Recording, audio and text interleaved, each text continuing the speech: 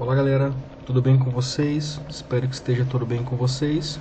E hoje, passado a nossa P1, nós vamos dar continuidade aos temas que serão trabalhados ainda no primeiro bimestre, ok?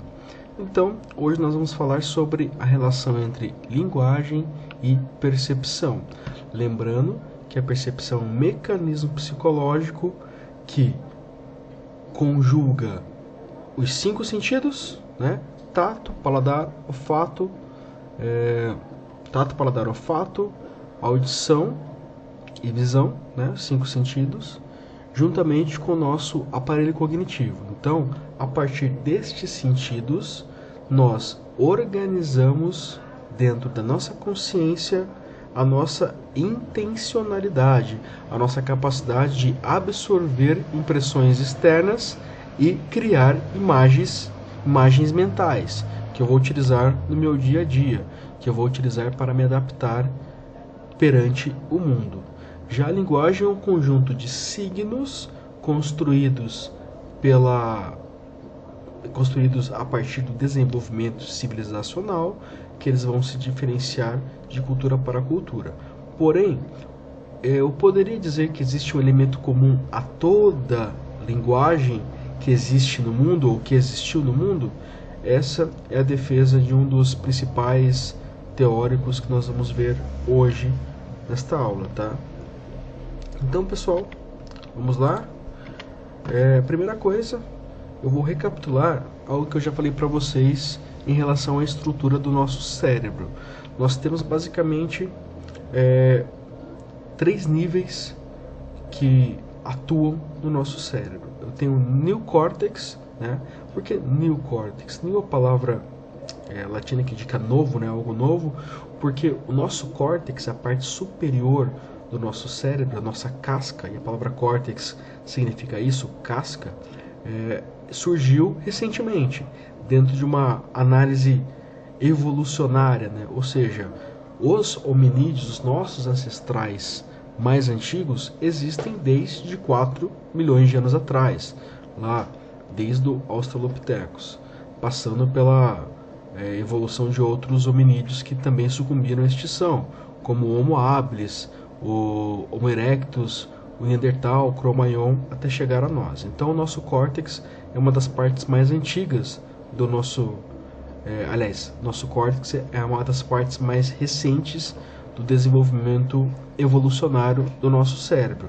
E por que nós devemos partir desta premissa de que o cérebro ele é algo produzido pela evolução? Porque explicar toda a complexidade do cérebro como se ele tivesse sido criado de uma vez só é pelo menos absurdo. Porque se eu comparar o cérebro humano com outros cérebros de outros mamíferos, sobretudo de outros primatas, eu vou conseguir, a partir da análise comparativa, identificar elementos muito comuns. Então, eu tenho o neocórtex, que é a parte mais recente do nosso cérebro. E o sistema límbico, a parte intermediária do cérebro, está associado às emoções. Então lembre que eu falei para vocês que a repugnância, a agressividade e o medo estão nessa parte intermediária do cérebro. E eu tenho o complexo reptiliano, que é a parte basilar do cérebro, relacionado ao cerebelo, que está codificado a partir daquilo que nós adaptamos como sobrevivência, adaptamos como ferramenta de sobrevivência. Então, por exemplo, alguns reflexos, algumas ações que não são intencionais, como por exemplo mastigar, o que mais, o sono. Então todos esses elementos eles são estruturalmente codificados no nosso DNA, que determinam a receita de bolo para a construção do nosso cérebro, tá? Então o genoma humano traz essa receita de bolo que permite a construção deste cérebro complexo. Então, dito isto, eu vou falar de duas áreas presentes no córtex humano, fundamentais para a compreensão e a inserção, né, a apreensão de linguagem. A principal delas é a área de Broca. A área de Broca permite você produzir linguagem. Então permite você codificar signos e expressar estes signos.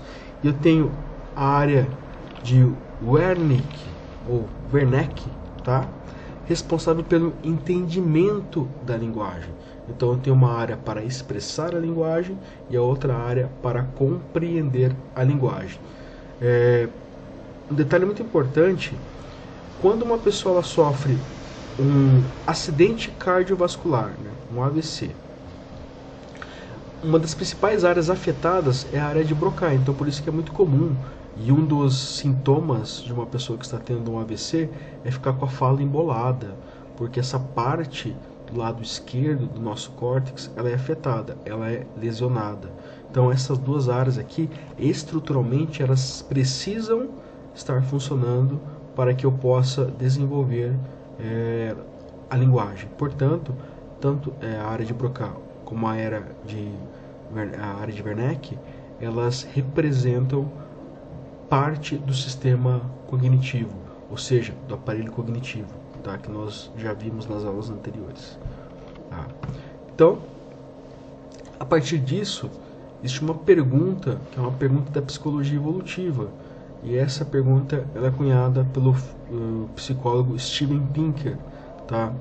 O Steven Pinker ele é das principais autoridades da psicologia evolutiva, ele ainda é vivo, escreve, ele faz parte da cátedra do MIT, né, a faculdade de Massachusetts, uma das universidades mais conhecidas do mundo, responsável por boa parte da produção científica dos Estados Unidos também, tá? Então, uma das perguntas que ele coloca no livro chamado O Instinto da Linguagem é: se o pensamento depende da palavra, como poderia uma nova, né, ficou tudo junto aqui, ó, mas uma nova palavra ser forjada? Então, a resposta para isso era que vem da ideia de que a linguagem é processada pelos chamados mentales. Essa ideia aqui é de um outro linguista e filósofo chamado Noam Chomsky.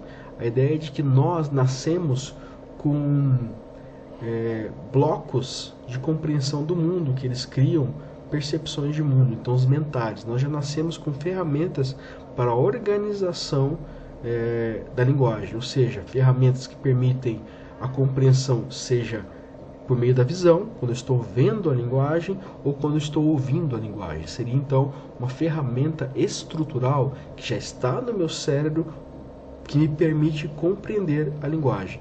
Por exemplo, a ideia de que eu tenho uma ferramenta, tipo uma chave inglesa. Uma chave inglesa, ou melhor, um canivete suíço, que é essa analogia que se faz. Um canivete suíço é um artefato que ele tem várias utilidades.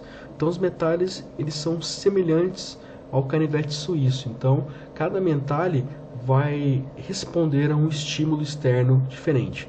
Detalhe importante: os mentales em si não representam nada. Da mesma forma que para nós seres humanos o mundo externo por si não representa nada. Agora, quando eu junto esse elemento estrutural, que são os mentales, com o mundo externo, eu tenho um processamento. E todo processamento é um caminho de mão dupla. Eu preciso de algo a ser processado, tá, por algo que é meramente abstrato e formal. Então, é como se eu tivesse uma forma de bolo sem o bolo. Então, estes são os mentales, a forma de bolo. O conteúdo do bolo é o mundo externo. Então, juntando os dois, eu tenho uma forma e eu tenho um conteúdo. Então, os mentales representam a forma e o mundo externo representa o conteúdo. Tá?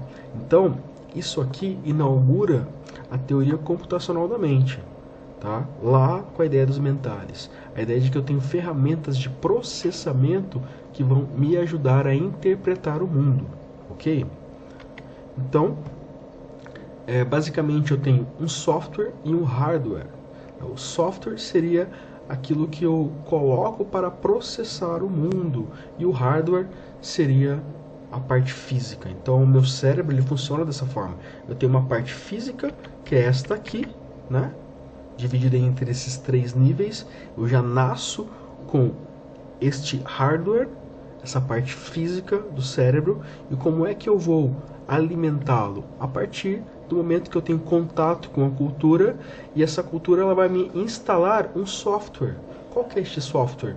É um conjunto de aplicativos, digamos assim, ou de ferramentas para eu interpretar aquele mundo ao qual estou inserido. Então, por exemplo, se eu nasci no Brasil, eu vou ter um software da cultura brasileira, que traz o português, que traz a culinária, que traz as representações religiosas.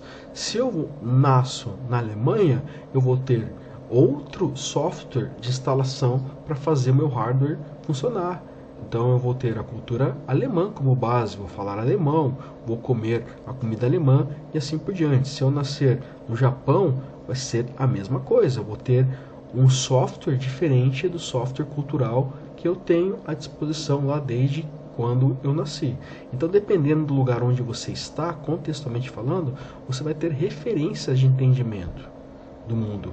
E se eu pegar todos os softwares que existem no mundo, pensando que aqui o software é a cultura que vai permitir a este cérebro interpretar o mundo, o que existe de comum nestes softwares? Todos eles partem de uma ideia estruturante que vai determinar como eu vou concatenar, organizar palavras. Então, todo software parte de uma ideia de que existe uma lógica de processo para a interpretação e organização das palavras. Então as palavras elas são representações que eu crio muitas vezes tentando imitar de maneira onomatopética, né? Usando onomatopeias. O que é uma onomatopeia? Algo que imita os fenômenos da natureza. Então, por exemplo, eu tenho serrote. Serrote, quando eu falo serrote, já me remete à ideia de serra, de algo cortando. Então, eu posso criar palavras tentando buscar os sons que eu observo na natureza. Mas para organizar essas palavras que são onomatopeias, muitas vezes, dentro de uma frase, eu preciso de estruturas. Onde é que está o é no mundo? O ou, uma. Eu posso falar que João é uma palavra que indica uma pessoa que existe no mundo. Agora, eu não posso dizer onde que está inteligente no mundo. Inteligente é um conceito abstrato. Então, João é inteligente. Eu tenho aqui João, que é um elemento descritivo. Eu tenho o é, que é um conectivo, né? Uma cópula. E eu tenho inteligente, que é um predicado. Então, essa estrutura abstrata, quem organiza é a nossa mente a partir dessa estrutura anterior, que é o mentale, tá? Então, a psicologia evolutiva ela parte dessa concepção da mente computacional, que ela se articula a partir da dinâmica entre hardware e software, né? Ok? Então aqui nós temos um fluxograma de como a consciência se constitui. Então eu tenho o estado do mundo, né?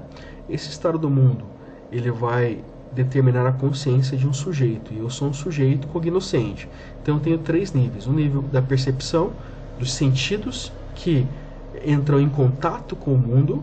Tem o segundo nível da consciência, que é a compreensão. Então eu percebo o mundo, introjeto essa percepção, compreendo de maneira abstrata, compreendo o fenômeno. Então eu vou dar um exemplo. Vamos supor que eu tenho contato com fogo. Então eu coloco a mão no fogo. Então esse é o primeiro nível de percepção. Imediatamente eu vou sentir que aquele contato com o fogo vai me produzir uma dor por conta da terminação nervosa, que vai me passar uma informação para o cérebro de que aquilo é nocivo para a minha constituição física, né? Então o meu cérebro no segundo nível vai compreender: não posso colocar a mão no fogo. E o terceiro nível é você armazenar isso e projetar para outrem, né? Então, olha, não coloca a mão no fogo, porque eu fiz essa experiência e dá ruim, né? Então eu tenho um nível de percepção, ter contato com o mundo externo, compreensão de como esse mundo externo funciona e explicar, passar esse conhecimento adiante. Então isso vai me permitir uma decisão, né? Então eu já tenho aqui mais complexidade, porque depois desses 3 níveis eu tenho que decidir como me realocar no mundo, porque eu já não tenho mais um espaço no mundo que ele é automático, que ele é neutro. Agora eu tenho experiências que vão me permitir agir de certa forma ou não. Então, quanto mais experiências você tem dentro do mundo, naturalmente, mais apreensivo e mais controlado você é. Então, por isso que uma pessoa mais velha, ela geralmente vai ser mais prudente, porque ela já é mais experienciada do mundo. E uma pessoa mais velha, ela também não se emociona tanto com experiências novas, porque poucas coisas são inéditas, tá? Então, o mundo, as experiências do mundo, elas passam por esses 3 níveis.